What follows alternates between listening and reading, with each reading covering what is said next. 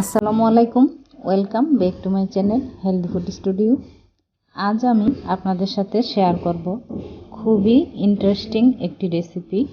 সেটি হলো চিকেন কয়লা রেসিপি।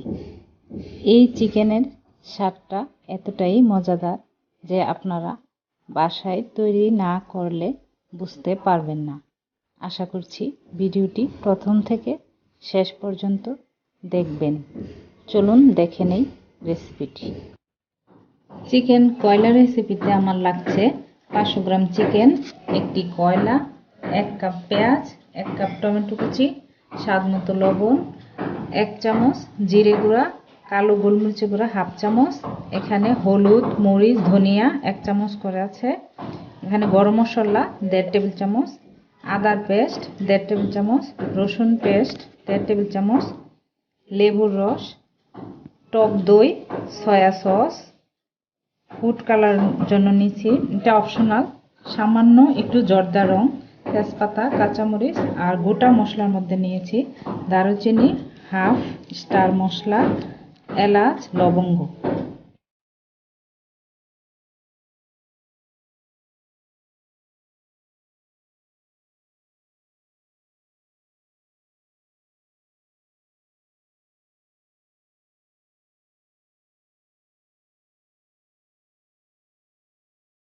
30 মিনিটের জন্য আমি ঢেকে রেখে দেব মেরিনেট হওয়ার জন্য। আমি একটি প্যানে 1/2 কাপ সয়াবিন তেল দিয়ে দিয়েছি। এখন এখানে গোটা মশলাগুলো দিয়ে দিচ্ছি। 2টি তেজপাতা ছেড়ে দিয়ে দিচ্ছি।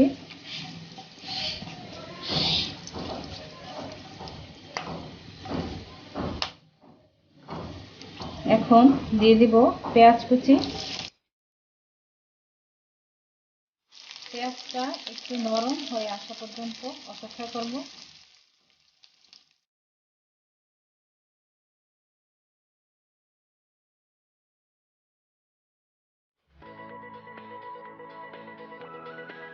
পেঁয়াজটা হালকা ব্রাউন কালার হয়ে আসছে। এখন দিয়ে দিব টমেটো কুচি,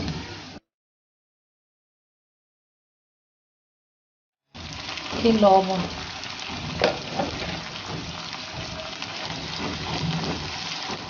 টমেটোটা নরম হয়ে আসা পর্যন্ত অপেক্ষা করতে হবে।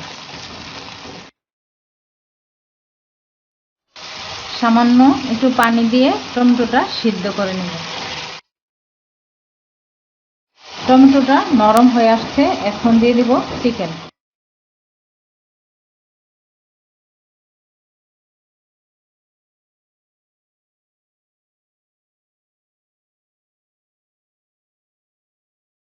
পাঁচ মিনিটের জন্য ঢেকে দিচ্ছি। দিয়ে এলাম 5 মিনিট পর। চিকেনটা ভালো করে নেড়েচেড়ে কষিয়ে আমি আবারও 1 কাপ গরম পানি দিয়ে দেব।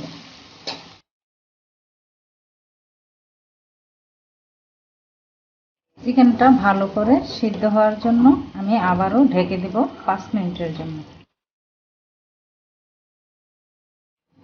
ফিরে এলাম 5 মিনিট পর। চিকেনটা একদম সিদ্ধ হয়ে গেছে, তেলটাও ছেড়ে ছেড়ে দিয়েছে। এখন দিয়ে দেব আমি 4টি কাঁচামরিচ ফালি করে রাখা।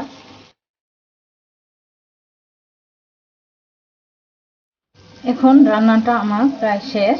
এখন চুলাটা বন্ধ করে দিব। চুলাটা বন্ধ করে মাঝখানে আমি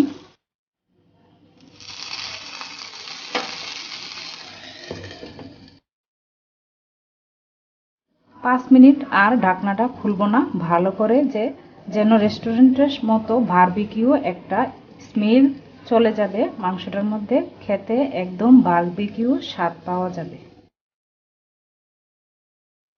ফিরে এলাম 5 মিনিট পর। এখন ফয়েল পেপারটা উঠিয়ে সরিয়ে নিব। আমি এখন চিকেনটা সার্ভ করে দেখাচ্ছি। সুপ্রিয় দর্শক, আমি খুব সহজেই বারবিকিউ স্টাইলে কয়লা রেসিপিটা আপনাদের সামনে প্রেজেন্ট করলাম। আমার এই রেসিপিটি যদি ভালো লাগে থাকে তাহলে অবশ্যই বাসায় ট্রাই করবেন এবং লাইক, কমেন্ট, শেয়ার করবেন আমার এই রেসিপিটি দেখার জন্য ধন্যবাদ। আসসালামু আলাইকুম।